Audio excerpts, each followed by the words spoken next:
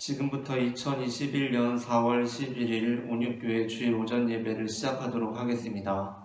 다 함께 찬송가 438장 내 영혼이 은총 입어 찬송 부르시겠습니다.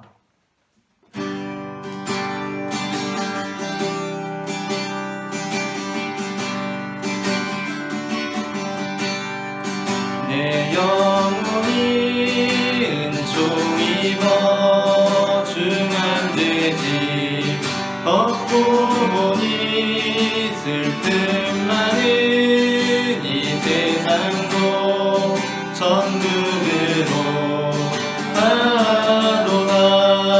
할렐루야 찬양하세. 내 모든 죄 사하고 주 예수와 동행하니 그 어디나 하늘나라 주의 얼굴 뵙기 전에 멀리 뵈던 하늘나라 내 맘속에 이뤄지니 날로 날로 가깝도다. 할렐루야 찬양하세. 내 모든 죄 사하고 주 예수와 동행하니 그 어디나 하늘나라 높은 산이 거친 들이 조막이나 궁궐이나 내 주 예수 모신 곳이 그 어디나 하늘나라. 할렐루야 찬양하세. 내 모든 죄 사하고 주 예수와 동행하니 그 어디나 하늘나라. 아멘. 이어서 찬송가 503장 찬송 부르시겠습니다.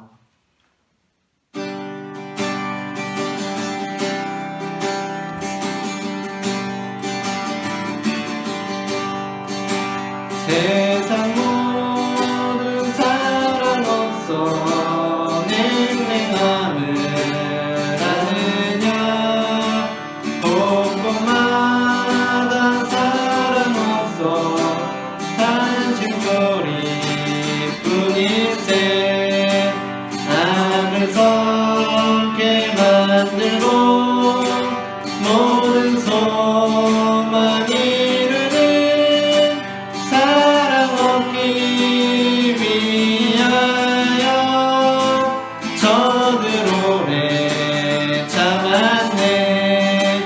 사랑 없는 까닭에 사랑 없는 까닭에 사랑 얻기 위하여 저들 오래 참았네.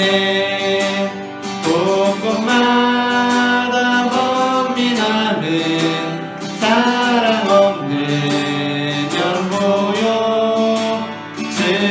측은하게 손을 펴고 사랑받기 원하네. 어떤 이는 고통과 근심 걱정 많으니 사랑 얻기는 까닭에 저들 실망하도다.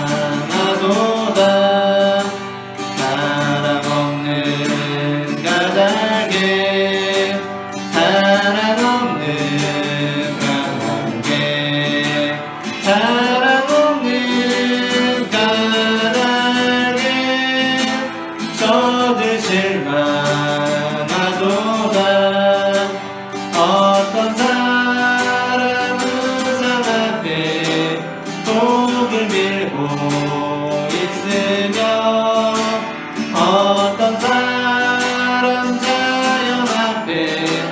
사랑 요구하노라.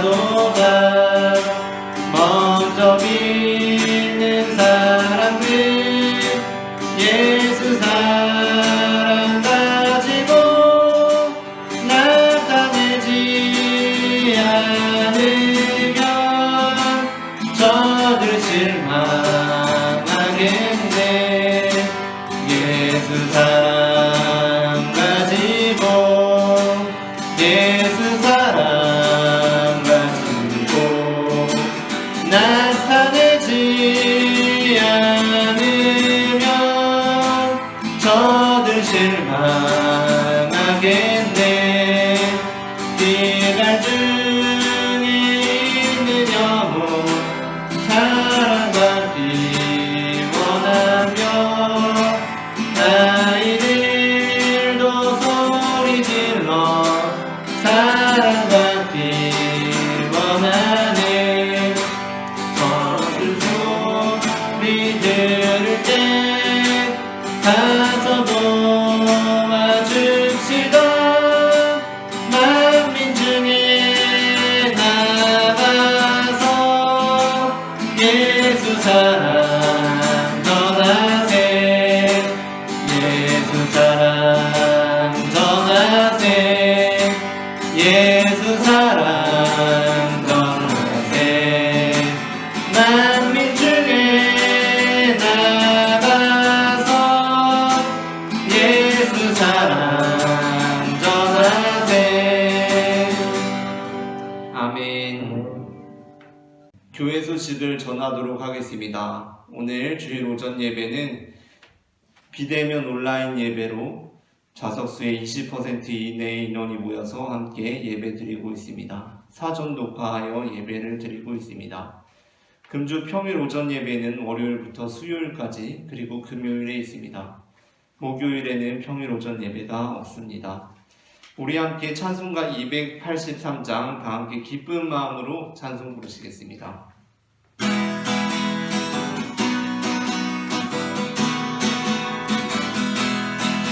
나 속죄함을 받은 후 한없는 기쁨을 다 헤아릴 수 없어서 늘 찬송합니다. 나 속죄받은 후 주를 찬미하겠네. 나 속죄받은 후 주의 이름 찬미하겠네.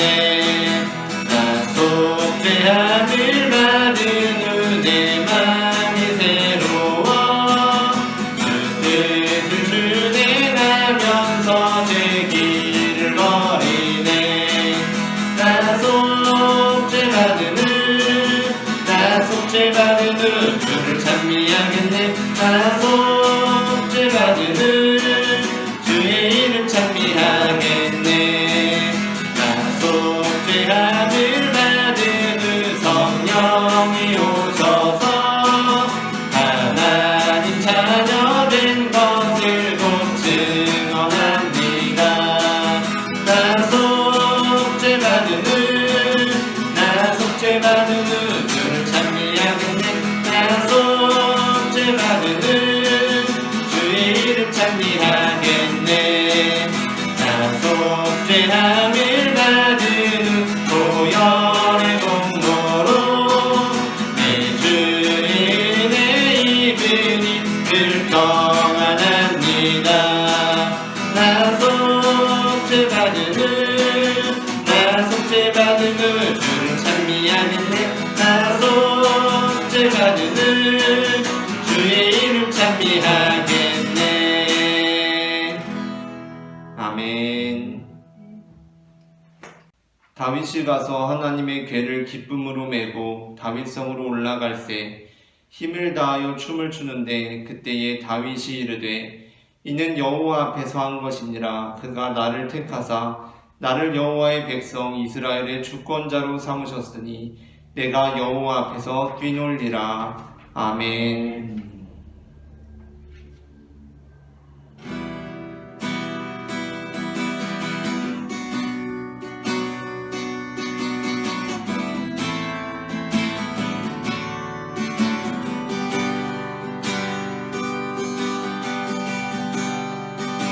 너무 멀리 왔나요? 주님께 돌아가기에 사랑의 주님 그 품을 떠나 내 영혼 잃어버린 지금 너무 늦은 건가요? 내 영혼 회복하기에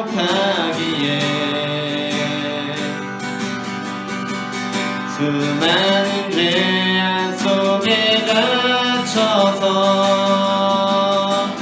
주님을 잃어버린 지금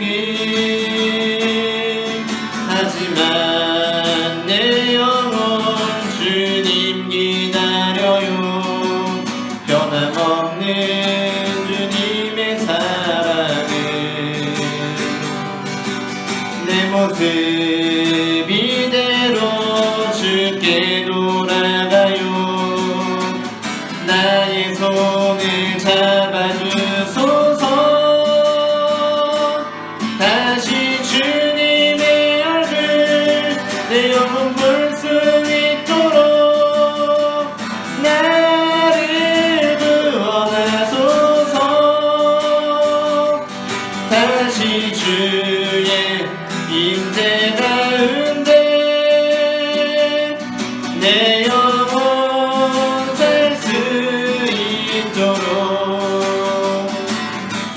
나의 안에 거하라. 나는 내 하나님이니 모든 환난 가운데 너를 지키는 자라. 두려워하지 말라. 내가 널 도와주리니 놀라지 말라. 내 손 잡아주리라. 내가 너를 지명하여 불렀나니 너는 내 것이라. 내 것이라. 너의 하나님이라. 내가 너를 보배롭고 존귀하게 여기노라. 너를 사랑하는 내 여호와라. 내가 너를 지명하여 불렀나니 너는 내 것이라. 내 것이라. 너의 하나님이라. 내가 너를 보배롭고 존귀하게 여기노라. 너를 사랑하는 내 여호와라.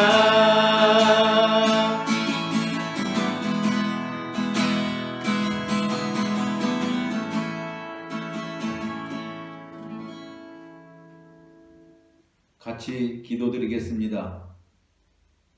사랑과 은혜가 풍성하신 하나님 우리 아버지, 우리를 긍휼히 여기시고 이만큼 사랑하시되 끝까지 사랑하여 주심을 감사 찬송드립니다. 우리는 죄로 인해 흠이 많은 삶을 살지만 주께서 믿음의 지팡이와 사랑의 막대기로 우리를 안위하시고 인도하셔서 지금 여기까지 도우시니 우리가 주의 은혜를 힘입고 하나님 우리 주 아버지께 감사함으로 내 모든 것 드려 예배합니다. 길이요 진리요 생명이신 하나님 우리 아버지, 우리는 세상 살면서 많은 짐을 짊어지고 살아갑니다. 우리를 불쌍히 여기시고 용서하여 주옵소서. 온전히 주님께 의지하지 못하고 세상 욕심과 영화, 건강 그리고 걱정 근심에 짐을 지고 주님을 따르는 어리석은 삶을 용서하여 주옵소서. 원하오니 내 모든 시험 무거운 짐 다 십자가 앞에 내려놓는 순결한 믿음을 우리가 갖기를 원합니다. 도와주옵소서. 또한 회개의 영을 주셔서 지난 날들의 티끌만한 주까지도 생각나게 하셔서 주님께 다 자백하고 토설하여 오직 진리로 자유함을 누리는 우리의 삶이 되게 도와주옵소서. 은혜로우신 하나님 우리 아버지, 이 땅에는 복음을 부인하는 사람들이 많이 있습니다. 내 하나님이 어디 있냐고 합니다. 심지어는 믿는 자라고 하면서도 하나님과 아무 상관없는 자처럼 흉악한 죄 속에 거하는 사람들이 너무도 많습니다. 아니 내 자신도 그 속에 있었습니다. 주님, 우리를 악에 빠지지 않게 하옵소서. 시험에 빠지지 않도록 도와주옵소서. 거룩한 삶이 우리의 목적이 되게 하시고 무엇을 먹고 마시든지 무엇을 하든지 하나님의 영광이 되도록 우리 삶의 동선을 축복하옵소서. 우리의 기도를 응답하여 주시는 존귀하신 하나님 우리 아버지, 코로나 상황을 이제 고쳐주시고 우리의 일상이 정상으로 회복되게 하옵소서. 이 나라 대한민국을 축복하옵시고 하나님께서 붙잡아 주심으로 세계 가운데 뛰어나게 하시며 하나님의 믿음, 소망, 사랑이 강물같이 흐르는 나라로 은혜 베풀어 주옵소서. 모든 국민들이 빈부귀천했던 환경에서도 자기만의 아름답고 만족한 삶이 되게 하옵시고 만왕의 왕 하나님을 아버지로 붙잡고 사는 부요함이 넘치게 하옵소서. 직장 문제와 결혼을 앞둔 자녀들을 위해 기도하오니 저들의 마음과 생각을 주님 지켜주시고 길 열어주셔서 스룹바벨에게는 높은 산도 평지되리라는 말씀대로 오직 주님 믿고 나아감으로 형통케 되는 복을 허락하여 주옵소서. 이제도 우리가 주님 말씀을 청종하길 원합니다. 주시는 말씀 가운데 은혜가 넘치게 하시고 그 말씀을 지켜 행하는 저희들 되게 하옵소서. 이 모든 말씀을 믿고 구하는 자에게 성령 주시고 충만케 하시는 예수 그리스도 이름으로 기도하옵나이다. 아멘.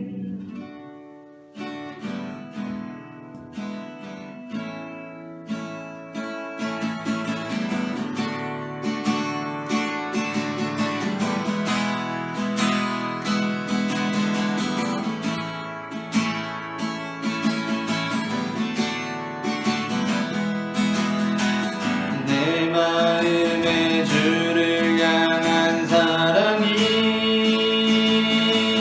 나의 말엔 주가 주신 진리로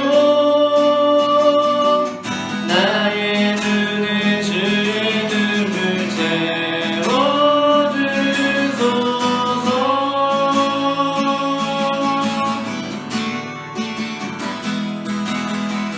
내 입술에 찬양의 향기가 그 손에는 주를 닮은 섬김이 나의 삶의 주의 흔적 남게 하소서.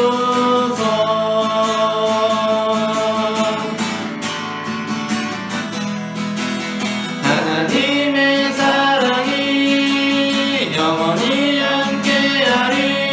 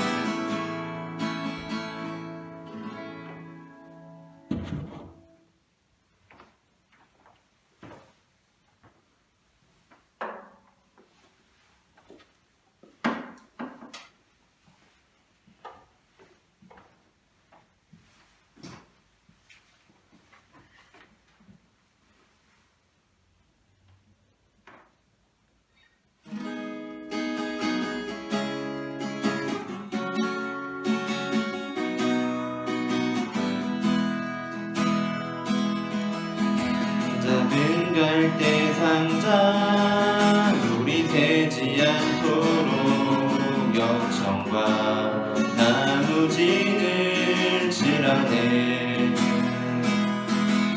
어떤 맘이었을까 그녀의 눈에 눈물이 흐르고 흘러. 동그란 눈으로 엄마를 보고 있는 아이와 입을 맞추고 상자를 덮고 강가에 띄우며 간절히 기도했겠지.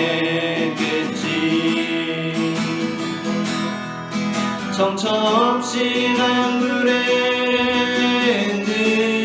흔들흔들 흘러내려가는 그 상자를 보며 눈을 감아도 보이는 아이와 눈을 맞추며 주저앉아 눈물을 흘렸겠지.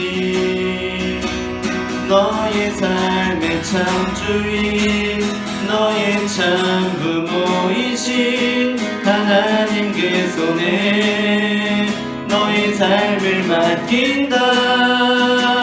너의 삶의 참 주인 너를 이끄시는 줄 하나님 그 손에 너의 삶을 드린다. 그가 널 구원하시리. 그가 널 이끄시리라. 그가 널 사용하시리. 그가 너를 인도하시리.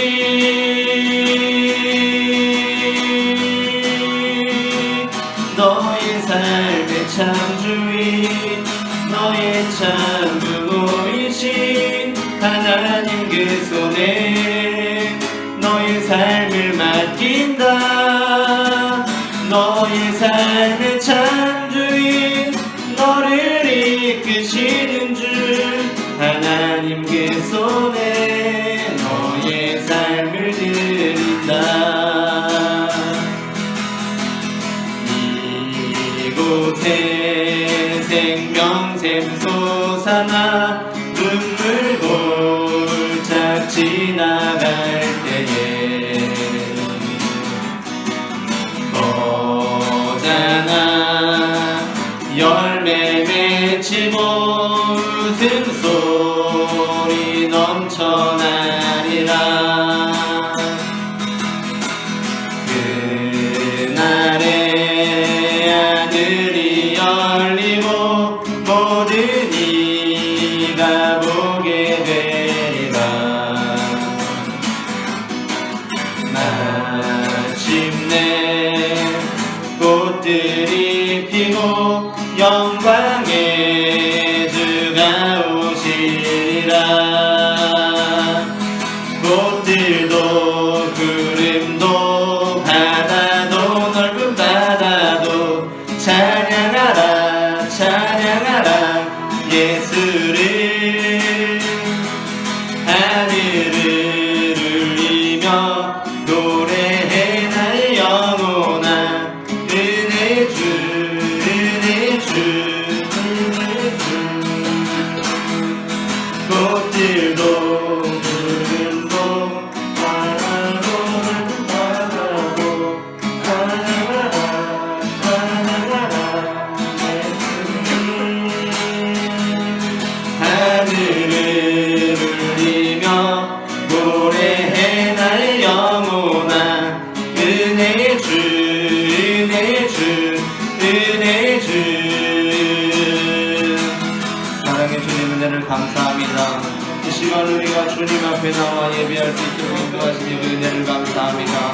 사랑의 주님 이 시간 우리가 주님만을 찬양하며 주님의 말씀을 사모하니 우리에게 주님의 은혜를 들려주시옵소서.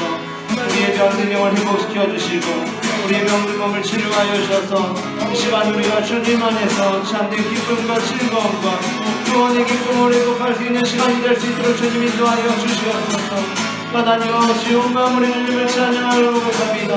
하나님 내가 그것을 바라보며 나아가기를 소원합니다. 하나님 우리가 이 땅 가운데 보내시며 나에게 사명을 주시고 주님께서 너에게 주시리라고 말씀하신 그 음성을 듣고 나아가오니 하나님 주님 인도하여 주시옵소서. 하나님 주님 사용하여 주시옵소서. 나의 주님 구원하여 주시옵소서. 우리에게 주님의 은혜를 도하여 주시옵소서.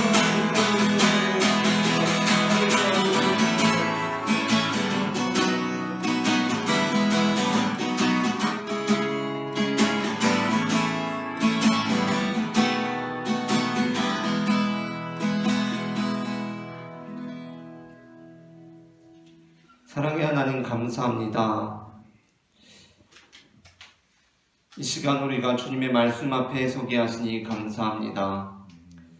어둠 속에 빛으로 찾아오시는 주님께서 이 시간 넘어지는 나를 잡아주시고 약한 마음을 담대하게 하여 주실 것을 믿음의 눈으로 바라봅니다. 주님을 보게 하여 주시옵소서. 나를 붙들어 주시옵소서. 내 뜻과 내 생각 내려놓고 주님의 음성을 기다립니다. 말씀하여 주시옵소서. 살아계신 주 예수 그리스도의 이름으로 기도합니다. 아멘. 오늘 우리가 함께 나눌 말씀은 마태복음 18장 21절부터 35절까지입니다. 마태복음 18장 21절부터 35절까지 본문은 신약성경 30페이지 전후에 있습니다. 다 함께 일어나셔서 성경을 봉독하겠습니다.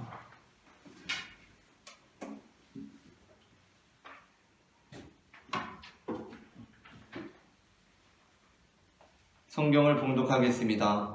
그때에 베드로가 나와 이르되 주여 형제가 내게 죄를 범하며 몇 번이나 용서하여 주리이까 7번까지 하오리이까. 예수께서 이르시되 내게 이르노니 7번뿐 아니라 7번을 70번까지라도 할지니라.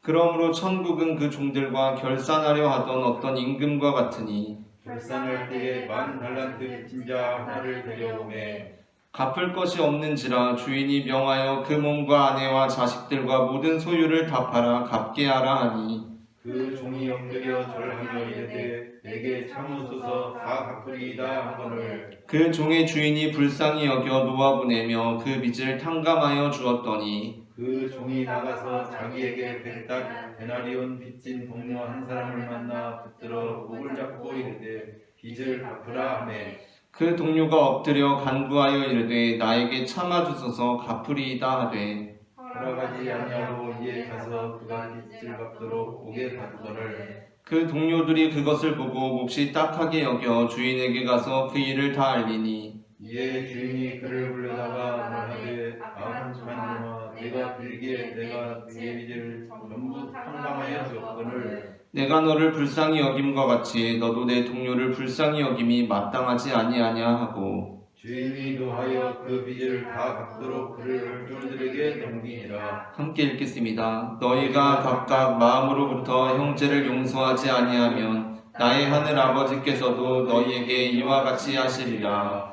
아멘. 자리에 앉으시겠습니다. 이 시간 예배의 자리에 나오신 여러분을 축복합니다. 오늘 저는 앞서 읽은 마태복음 18장 21절부터 35절까지의 본문으로 불쌍히 여김이 마땅하지 아니하냐라는 제목의 설교를 하려고 합니다. 전해지는 말씀 가운데 하나님의 은혜가 있기를 바랍니다. 마태복음 6장 14절부터 15절에서 예수님께서는 너희가 사람의 잘못을 용서하면 너희 하늘 아버지께서도 너희 잘못을 용서하시려니와 너희가 사람의 잘못을 용서하지 아니하면 너희 아버지께서도 너희 잘못을 용서하지 아니하시리라 라고 말씀하셨던 바 있습니다. 이 본문은 주기도문에 나오는 앞선 12절 우리가 우리에게 죄 지은 자를 사하여 준 것 같이 우리 죄를 사하여 주옵시고 라는 구절에 예수님께서 덧붙이신 구절로서 마치 우리가 다른 사람을 용서하고 다른 사람의 죄를 사하여 주는 것이 구원의 조건이 되는 것처럼 기술되어 있습니다. 오늘 본문의 마지막 구절 역시 마찬가지입니다. 35절입니다. 너희가 각각 마음으로부터 형제를 용서하지 아니하면 나의 하늘 아버지께서도 너희에게 이와 같이 하시리라. 이러한 구절들 속에서 우리는 마치 앞으로 있을 구원을 받기 위해 다른 사람들을 용서하고 그들의 죄를 사하는 삶을 살아야만 할 것 같은 느낌을 받게 됩니다.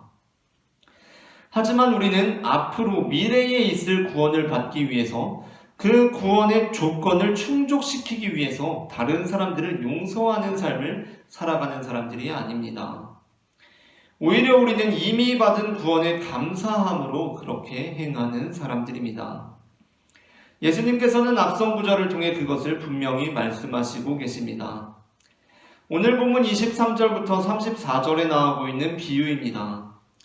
이 비유에서 우리가 익히 잘 알고 있는 이 비유에서 종은 자신에게 빚진 동료를 만나게 되었을 때, 종이 자신에게 빚진 동료를 만나게 되었을 때 자신의 빚을 탕감받기 위해 동료의 빚을 탕감해 주어야 하는 사람으로 등장하고 있질 않습니다.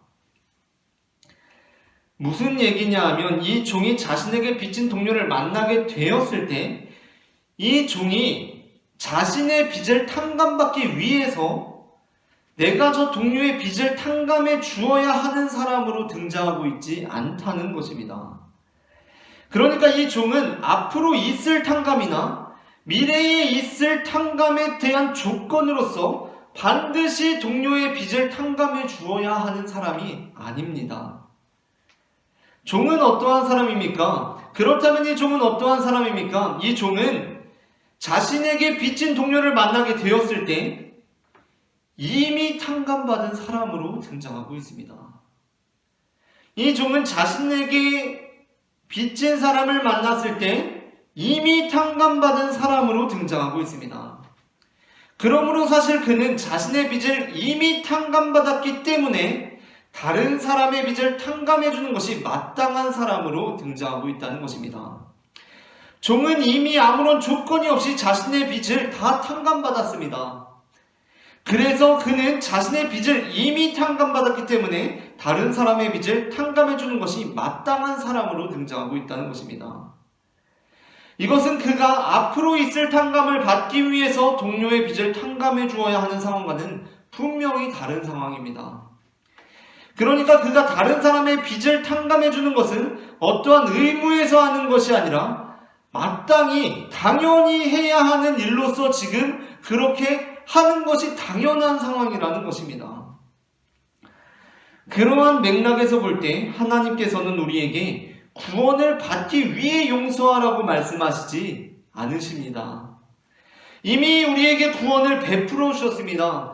이미 우리에게 구원이 베풀어졌습니다. 그리고 그에 합당한 삶을 살아가라고 요청하고 계시는 것입니다. 이사야 5장 1절부터 7절 역시 이렇게 말씀하고 있습니다. 조금 긴 말씀이지만 제가 읽어보도록 하겠습니다.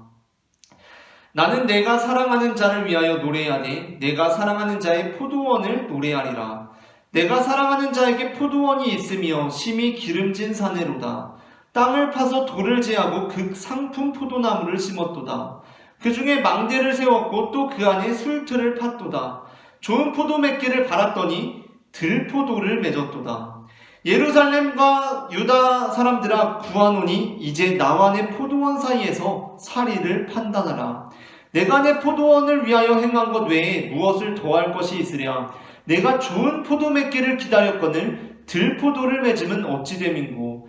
이제 내가 내 포도원에 어떻게 행할지를 너희에게 이르리라. 내가 그 울타리를 걷어 먹힘을 당하게 하며 그 담을 걸어 짓밟히게 할 것이요 내가 그것을 황폐하게 하리니 다시는 가지를 자름이나 북을 돋우지 못하여 찔레와 가시가 날 것이며 내가 또 구름에게 명하여 그 위에 비를 내리지 못하게 하리라 하셨으니 무릇 만군의 여호와의 포도원은 이스라엘 족속이요 그가 기뻐하시는 나무는 유다 사람이라. 그들에게 정의를 바라셨더니 도리어 포악이요 그들에게 공의를 바라셨더니 도리어 부르짖음이었도다. 아멘. 이사야 본문에서 하나님께서는 이스라엘 족속과 유다 사람들에 대한 심판을 말씀하십니다. 그런데 그들을 하나님께서 심판하시는 그 이유가 무엇입니까? 그들이 스스로 구원받을 조건을 충족하지 못하였기 때문입니까? 그들이 스스로 열매 맺을 만한 삶을 살지 못하였기 때문입니까? 그것이 아닙니다. 하나님께서는 분명히 이렇게 말씀하고 계십니다.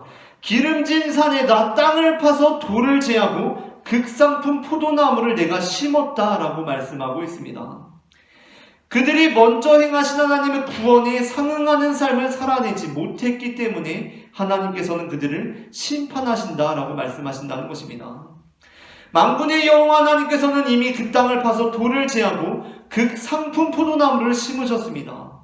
먼저 그들의 빚을 탕감하여 주신 것입니다. 그런데 그것에 상응하는 삶을 살지 못할 때 하나님께서는 그들을 책망하시는 모습을 우리는 볼 수 있습니다. 하지만 여전히 많은 그리스도인들이 용서하는 삶을 살아갈 때 마치 구원을 받기 위해서 용서하는 삶을 살아가는 사람들처럼 살아가고 있습니다. 비단 용서뿐만이 아니라 어떠한 신앙생활을 함에 있어서 모든 것들을 구원을 받기 위해서 하는 것처럼 하면서 살아가고 있습니다. 그렇다 보니까 모든 신앙생활은 구원을 받기 위해 행하는 수고가 되고 어느새 먼저 받은 구원에 대한 감사와 기쁨이 사라져버리고 마는 것입니다.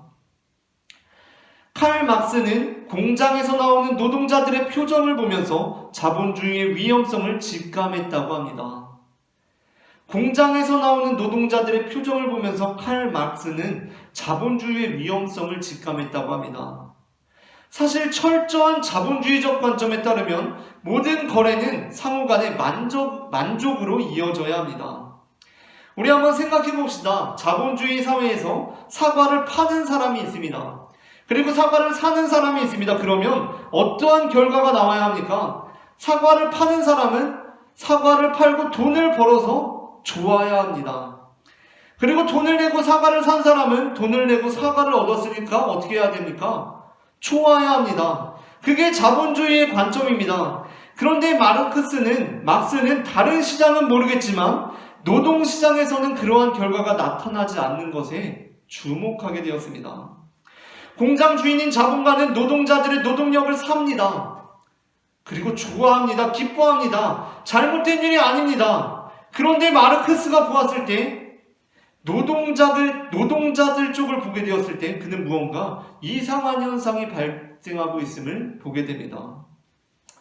당연히 사과를 판 사람도 좋고 사과를 산 사람도 좋고 노동력을 산 사람도 좋고 노동력을 판 사람도 좋아야 하는데 마르크스가 노동자들의 표정을 보았을 때 어쩐지 노동자들의 표정이 그다지 밝지가 않습니다.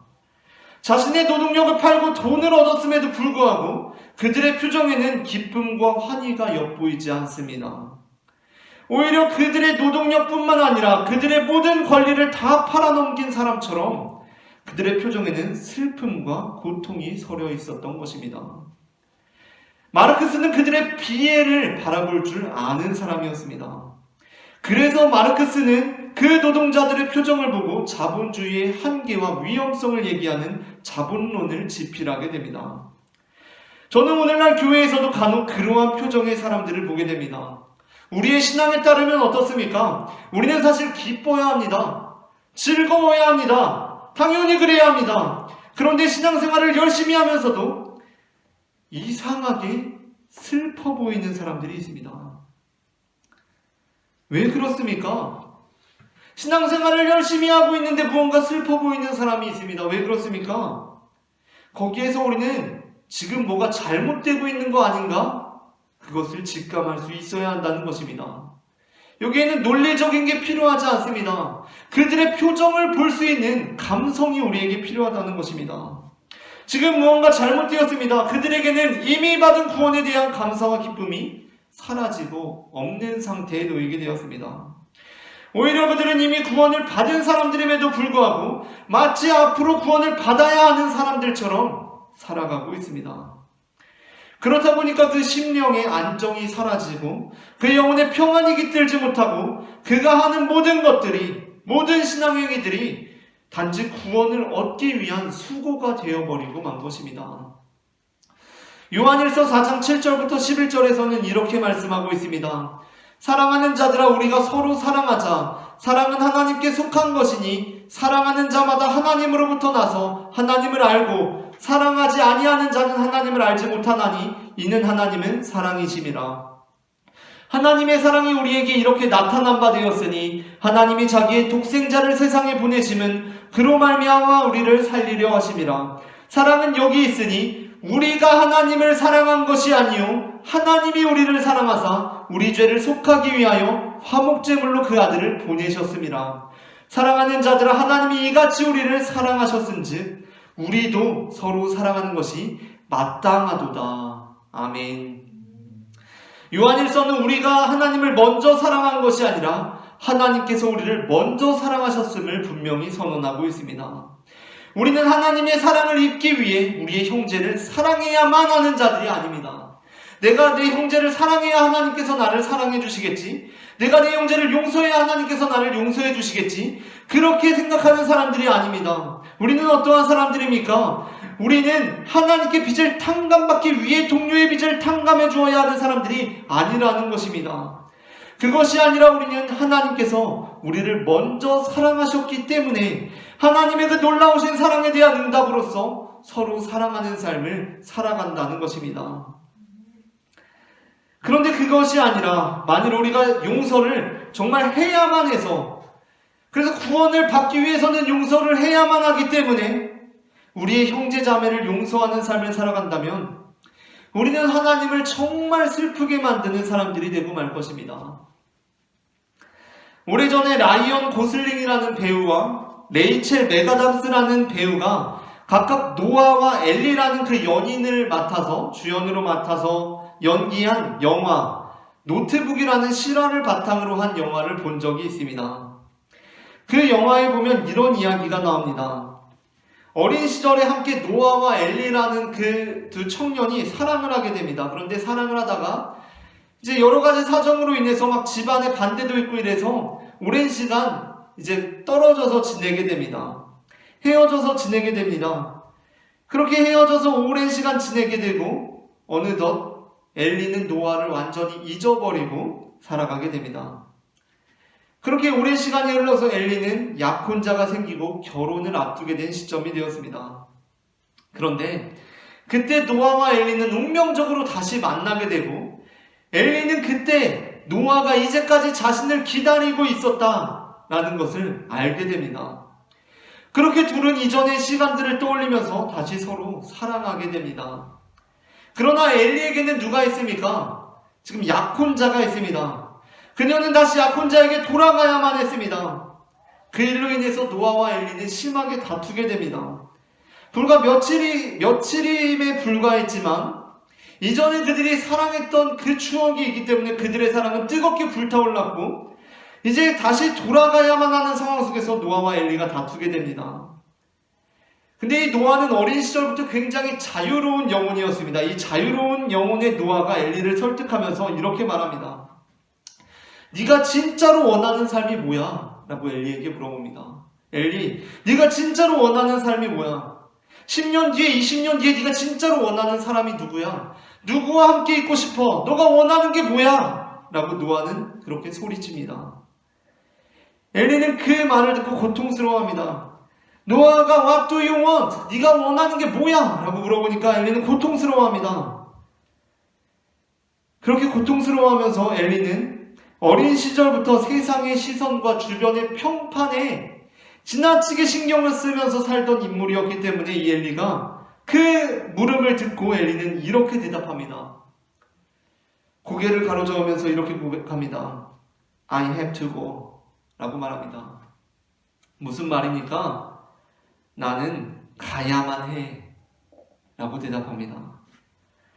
노아는 What do you want?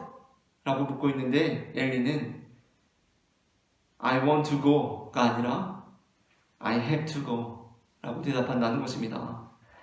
이 말이 노아의 마음을 아프게 합니다. 찢어지게 합니다. 그 이유는 첫째 무엇입니까? 당연히 그녀가 다시 약혼자에게 돌아갔기 때문입니다. 그런데 그 노아의 마음을 찢어지게 하는 그 두 번째 이유가 있습니다. 무엇입니까? 그녀가 여전히 성인이 되었음에도 불구하고 자신의 삶을 솔직하고 충실하게 행복하게 살아낼 사람으로 자라나지 못했기 때문이었습니다. 그래서 엘리는 노아에게 I have to go. 나는 가야만 해 라고 말했고, 엘리의 그 말이 노아를 슬프게 만들었습니다. 그러나 여러분, 이 엘리의 말이 단지 노아만 슬프게 만들었다고 생각한다면 오산입니다. 영화에는 나오지 않지만 만약에 엘리가 자신의 야콘남에게 돌아가서 사실 이런저런 사정이 있었는데 나는 와야 해서 왔어 라고 말했다고 생각해 봅시다. 다른 어떤 이유에서가 아니라 저기 I have to come. 나는 와야 해서 왔어 라고 말했다고 생각해 봅시다. 나는 사실은 그 사람이랑 영원히 살고 싶어. 노아랑 있는 게 더 좋아. 그런데 와야 하니까 왔어 라고 약혼자에게 말했다고 생각해 봅시다. 그 말을 들은 약혼남의 심정이 어떻겠습니까?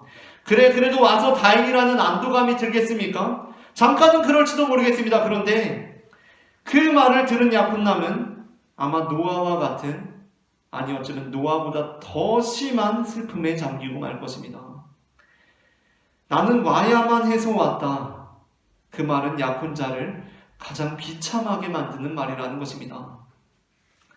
우리는 이 땅에 살아가면서 용서하며 살아갑니다. 그런데 왜 용서하면서 살아가십니까? 왜 용서하면서 살아가십니까?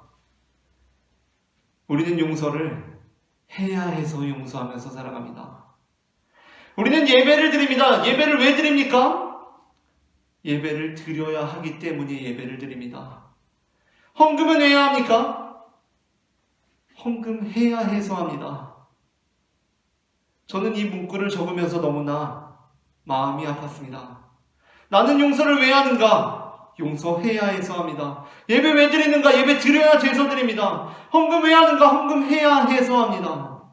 우리는 이미 구원을 받은 사람들임에도 불구하고 마치 구원과 상관없는 사람처럼 끝없는 수고와 노동으로 구원을 성취해야만 하는 사람처럼 고군분투하면서 아등바등하면서 이 구원의 길을 걸어가고 있다는 것입니다. 하나님께서 우리에게 용세야 예배 왜 드리냐? 라고 물으시는데 예배요? 드려야 되니까 드리죠. 제가 담임 목사인데 어떻게 안 드려요? 라고 말합니다. 용세야, 너 헌금 왜 하니? 라고 물으시는데 헌금이요? 해야 하니까지 왜 하겠어요? 라고 말을 합니다. 그 말이 참 하나님께나 우리에게 슬픈 말이라는 것입니다. 누가복음 7장 36절부터 50절에서 향유 담을 옥합을 예수님께 가지고 가서 예수님의 발을 눈물로 적시면서 자기 머리털로 닦은 여인에 관한 내용이 나옵니다. 본문이 오늘 본문과 긴밀하게 연결되어 있는 것은 오늘 본문은 베드로의 질문으로 시작되고 있는데 누가복음의 본문은 베드로와 같은 이름 곧 시몬이라고 하는 한 바리새인이라고 하는 사람의 집에서 이루어지고 있기 때문이고 또한 예수님께서 이 본문 안에서 오늘 본문과 아주 유사한 말씀을 하시기 때문입니다. 한 여인이 향유를 가지고 와서 그걸 예수님의 발에 부으면서 머리털로 예수님의 발을 닦는데 그때 예수님께서 누가복음 47장 41절부터 41절에서 오늘 본문과 아주 유사한 이런 말씀을 하십니다. 이르시되 빚주는 사람에게 빚진 자가 둘이 있어 하나는 500데나리온을 졌고 하나는 50데나리온을 졌는데 갚을 것이 없으므로 둘 다 탕감하여 주었으니 둘 중에 누가 그를 더 사랑하겠느냐. 결론적으로 예수님께서는 이 본문에서 자신의 발에 향유를 부은 이 여인을 칭찬하십니다. 그 이유가 무엇입니까? 예수님께서는 그 여인이 자신을 사랑함으로 그 일을 했기 때문이라고 말씀하십니다. 47절입니다. 이러므로 내가 네게 말하노니 시몬에게 말하는 것입니다. 그의 많은 죄가 사하여졌도다. 이는 그의 사랑함이 많음이라. 사함을 받은 일이 적은 자는 적게 사랑하느니라 라고 말씀하십니다. 사실 이 여인은 죄인으로서 자신의 죄의 문제를 해결하기에 절박한 사람이었습니다. 모든 사람들로부터 죄인 취급받던 사람들이었습니다. 그런데 마음을 살피시는 예수님께서는 그녀가 단순히 자신의 죄를 씻기 위해서 이 일을 했기 때문에 그녀의 죄가 씻음받았다고 말씀하시는 것이 아닙니다. 예수님께서 어떻게 말씀하십니까? 그녀가 자신의 죄를 씻기 위해 일을 했다고 보시는 것이 아니라 그녀가 사랑함으로 이 일을 했기 때문에 자연히 그녀의 많은 죄가 사해진 것이라고 말씀하십니다. 우리의 신앙생활이 바로 이러한 모습이어야 합니다. 우리의 죄를 씻기 위해, 구원받기 위해 주님을 사랑하는 것이 아니라 이미 많은 죄를 사함받았기 때문에, 이미 구원을 받았기 때문에 주님을 더욱 많이 사랑할 수밖에 없는 것입니다. 그게 아니라 우리가 마치 우리의 죄를 사하기 위한 목적으로, 구원받기 위한 목적으로, 용서받기 위한 목적으로 우리의 향유를 주님 앞에 쏟기 시작할 때, 그러니까 우리가 사랑함으로 이 일을 하지 못할 때, 사랑함으로 신앙생활을 하지 못할 때, 우리는 우리보다 적은 양의 향유를 드림으로써 죄사함을 받는 자들을 보면서 시기와 질투를 하기 시작합니다. 우리가 사랑함으로 이 일을 하지 못할 때, 단지 구원받기 위해, 용서받기 위해, 죄를 사하기 위한 목적으로 우리의 향유를 쏟기 시작할 때, 나보다 조금 향유 쏟고서 구원받고 용서받는 애가 미운 것입니다. 손해보는 마음이 드는 것입니다. 흔히 이런 이야기들 있지 않습니까? 어떤 사람이 임종 직전에 예수님을 믿고 구원받았습니다. 그러면 정상적인 그리스도인이라면 그것을 기쁘게 여기고 누구라도 임종 직전에라도 예수님 믿고 구원받을 수 있도록 애써야 합니다. 그런데 이런 경우가 있습니다. 누가 임종 직전에 예수님 믿고 구원받았다고 하는데 은근히 얄미운 것입니다. 임종 직전에 예수님 믿고 구원받았다, 노린 거 아니야? 막 이런 생각 들면서 짜증이 납니다. 나한테 악감정이 있거나 그런 사람한테는 더욱 심할 수도 있고, 신앙적으로 심각한 상태에 이미 놓인 사람이라면 단순히 악감정이 있거나 그런 사람들 뿐만 아니라 그냥 어느 누구라도 임종 직전에 별다른 수고를 들이지 않고 예수님 믿고 구원받았다는 게 짜증이 납니다. 심사가 뒤틀립니다. 왜 그렇습니까? 문제는 그에게 있거나 그와 나의 관계에 있는 것이 아닙니다. 문제는 지금의 내 상태에 있는 것입니다. 지금 내가 하고 있는 이 신앙생활이 구원받기 위해 하고 있는 것이고, 그래서 이 수고와 고생을 감당하고 있는 것이다 보니까, 아니 예배 한 번 안 드리고, 그 시간적 손해를 단 한 번도 감수하지 않고, 아니 헌금 한 번 안 드리고, 그 물질적 손해를 단 한 푼도 감수하지 않고, 임종 직전에 구원을 받은 그 사람의 행동이 뭔가 되게 얌체스럽게 느껴지는 것입니다. 그렇다면 우리는 우리의 신앙을 한번 점검해 보아야 합니다. 이렇게 생각해 봅시다. 만약에 내가 쌍둥이인데 어린 시절에 갑작스럽게 부모님을 잃어버렸습니다. 쌍둥이 둘이 다 부모님을 잃어버렸습니다. 워낙 어린 시절이다 보니까 부모님을 찾지 못해서 평생을 이제 시설 같은 데 보내서 이제 자라게 된 것입니다. 그런데 그런 데 가면 이제 쌍둥이가 어떤 사정에 의해서 또 떨어지지 않습니까? 같이 막 못 자랍니다. 떨어져가지고 타지에 가서 서로 연락도 안 됩니다. 그렇게 자라나게 되었습니다. 진짜 엄청 고생하면서 자랐습니다. 그런데 다행히도 나는 한 20살 정도 때 친부모를 찾게 된 것입니다. 그리고 한 20살 정도 때부터 부모님과 함께 살았습니다. 그리고 결국에는 한 40살 정도 됐을 때 다른 쌍둥이도 찾게 됐습니다. 그러면은 내 마음에는 어떤 마음이 있어야 합니까? 먼저 부모님을 찾은 나에게는 늦게 부모님, 나보다 한 20년 뒤에 부모님을 찾은 이 쌍둥이에 대한 약간은 빚진 마음이 있어야 합니다. 내가 먼저 부모님과 산 것이 사실 미안할 일은 아니지만 괜히 미안함, 괜한 미안한 빚진 마음이 있는 게 정상이라는 것입니다. 거기서 야 너는 40에 부모님 만나서 좋겠다 라고 하면은 지금 뭔가 되게 이상한 상황 아닙니까?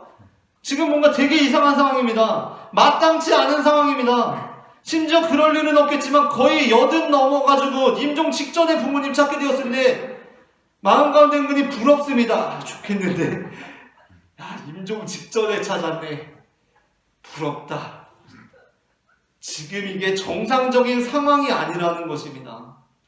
앞선 이사야 본문에서 하나님께서 사리를 판단하라 라고 하신 부분과 예수님께서 굳이 오늘 본문을 말씀하시면서 그러니까 너네는 용서해라 라고 하신 게 아니라 용서하는 것이 마땅하지 아니하냐? 불쌍히 여김이 마땅하지 아니하냐? 지금 이렇게 하는 게 마땅한 상황 아니냐? 라고 되물으신 의도에 대해서 다시 한번 생각해 보게 되는 대목입니다. 사실 우리가 곰곰이 생각해 보면 우리가 이미 구원을 받은 사람들이라면, 이미 큰 은혜를 입은 사람들이라면, 오늘 본문에 만달란트라고 하는데 이 만달란트가 오늘날로 환산하면 얼마일까 수많은 주장들이 있습니다. 근데 어떤 사람들은 심지어 5천억 원 정도 될 것이다 라고 이렇게 주장하기도 합니다.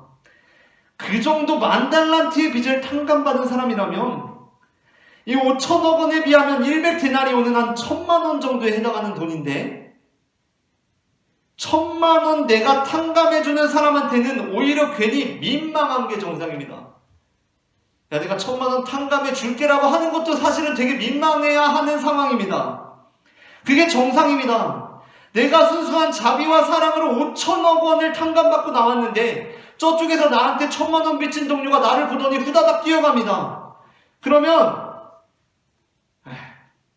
됐다 그냥 가라 라고 하는 게 지금 마땅한 상황이라는 것입니다. 예수님은. 그럼에도 불구하고 이렇게 말하는 사람이 있을 수 있습니다. 야, 그래도 막상 들어보니까 1,000만 원 큰 돈인데 꽤 도움 되겠는데 1,000만 원 지금 받으면은 아유 목사님 그래도 1,000만 원 큰 돈이죠 라고 하는 사람은 아직도 지금 5천억을 탕감받았다는 게 무슨 소리인지 지금 살이 분별이 안 되는 사람이라는 것입니다. 말로는 5천억이라고 들었는데 잘 실감이 나지가 않습니다. 이게 대체 뭔 소리인지를 모르겠다는 것, 뭔 소리인지를 모르고 있다는 것입니다.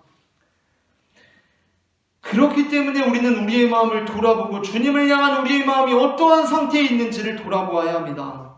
그리고 혹시라도 내 마음에 이상하게 나보다 늦게 부모님을 알게 된 쌍둥이가 괜히 부러운 마음이 들면 내 마음을 살펴보면서도 또 한편으로는 나를 찾은 부모님이 진짜 부모님인지 살펴볼 필요가 있습니다. 단순히 내 탓만이 아니고 그 나를 찾았다는 친부모가 사실은 친부모가 아니라 내 노동력을 착취하고 자신의 입속만 챙기는 악덕 공장 주인일 수도 있기 때문입니다. 우리는 영민하게 반응해야 합니다.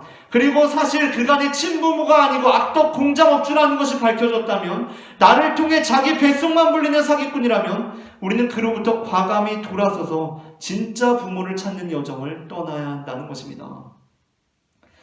여호와 하나님께서는 너는 용서해야 한다라고 말씀하시는 분이 아니라 우리가 마땅히 용서해야 하는 상황을 부여해 주시는 분이십니다.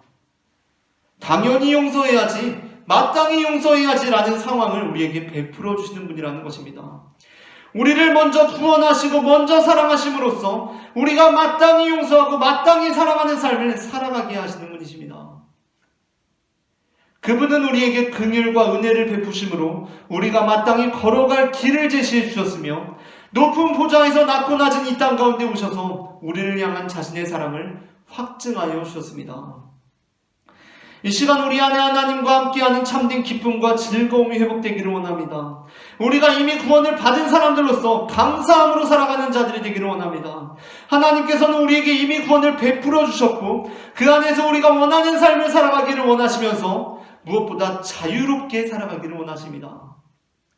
이처럼 하나님께서는 우리가 이미 구원받은 자들임을 늘 기억하고 그 은혜 안에서 주님과 기쁨과 즐거움과 감사가 넘치는 관계를 맺기를 원하시는 분임을 저는 마태복음 18장 21절부터 35절 말씀을 근거로 고백합니다. 오늘 전해진 말씀 가운데 하나님의 은혜가 임했기를 바랍니다.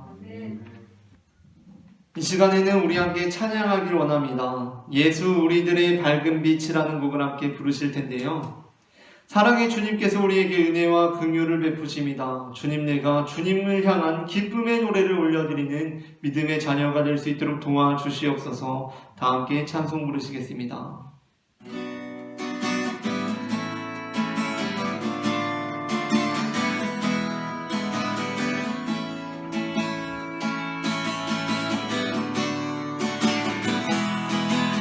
예수 우리들의 밝은 빛,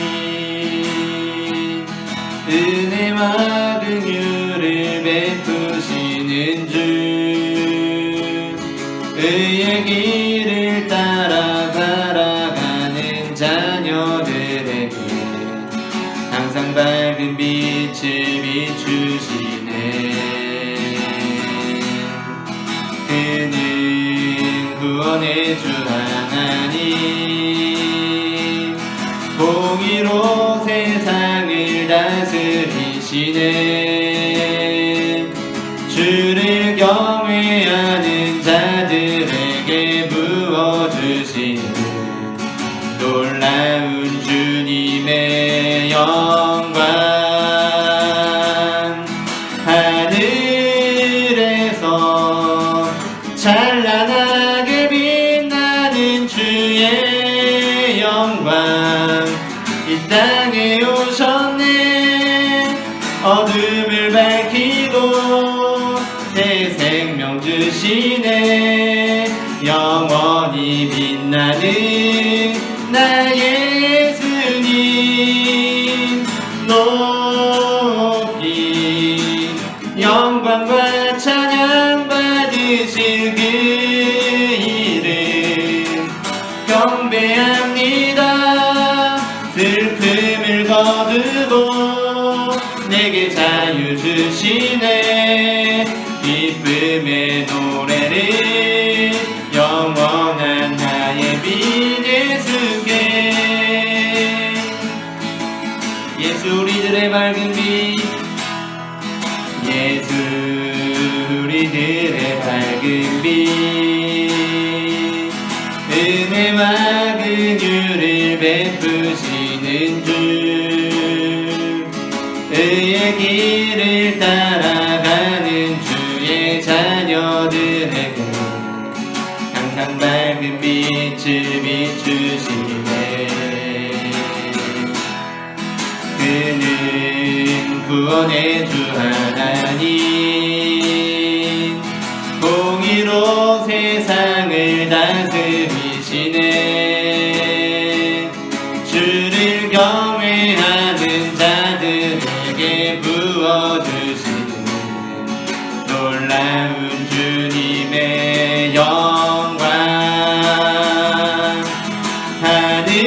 하늘에서 찬란하게 빛나는 주의 영광 이 땅에 오셨네 어둠을 밝히고 새 생명 주시네 영원히 빛나는 나의 예수님 높이 영광과 찬양 받으실 그 이름 경배합니다 슬픔을 거두고 내게 자유 주시네 기쁨의 노래를 영원한 나의 빛 예수께 하늘에서 찬란하게 빛나는 주의 영광 이 땅에 오셨네 어둠을 밝히고 새 생명 주시네 영원히 빛나는 나의 예수님 높이 영광과 찬양 받으실 그 이름 경배합니다 슬픔을 거두고 내게 자유 주시네 기쁨의 노래를 영원한 나의 빛 예수 다시 한번 고백합니다 하늘에서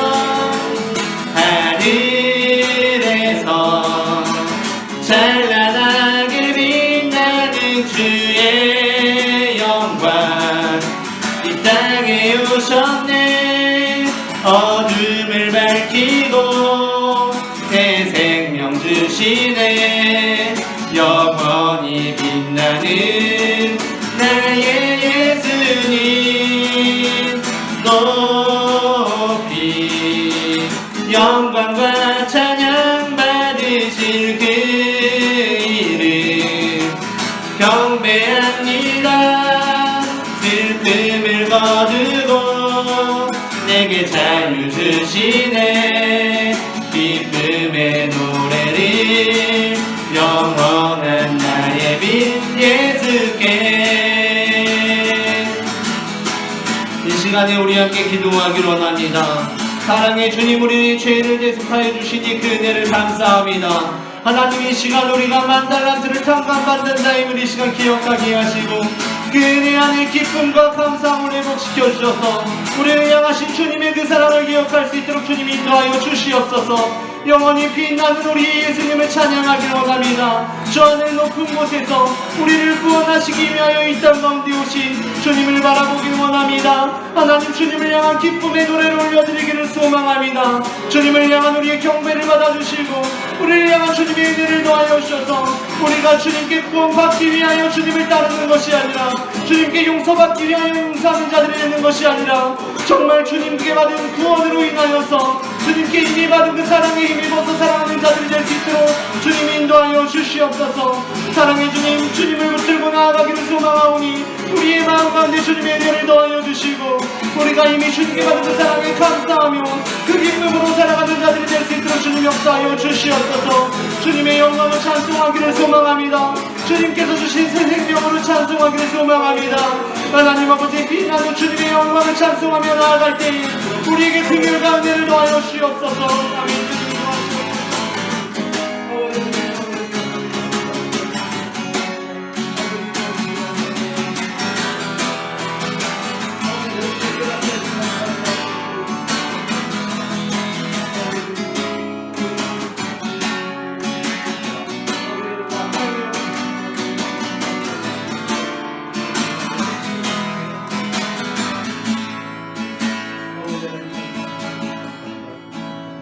우리를 사랑하시는 하나님 아버지, 이 시간 우리에게 이미 베푸신 주님의 구원의 은혜를 기억하게 하시니 그 은혜를 감사드립니다.